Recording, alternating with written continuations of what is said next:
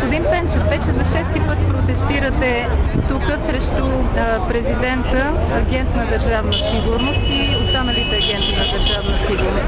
Има ли някакъв нов елемент в вашите искания, някакъв нов аргумент в вашите протести?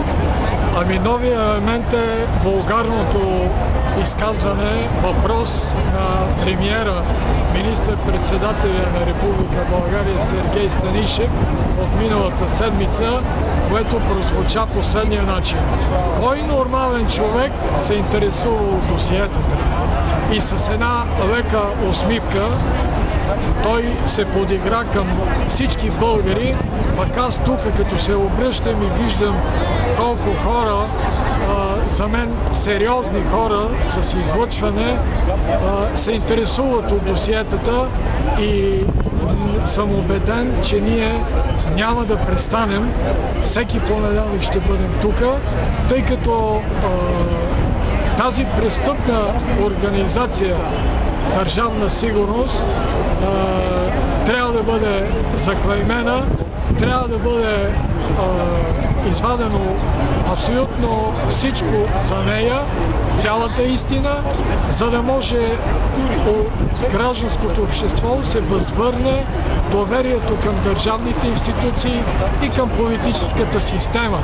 Тъй като Държавна сигурност и днес управлява, това не е само наша констатация, това е констатация и на една Татяна Дончева от висшия кръг на БСП. Вчера тя го заяви пред Лили Маринкова в Неделя 150, че структурите на Държавна сигурност са се враснали във всички управляващи звена на днешна България. Ако смята Сергей Станишев, че Татяна Дончева е нормална като нас, то чест и слава все пак на Татяна Дончева, въпреки че те от БСП са доста срещу това, че ние сме тук, и факта, че преди 2 седмици цял пленум на Централния комитет на тяхната партия се занима с това, че протестите в София няма и подкрепа. Нищо, че няма подкрепа.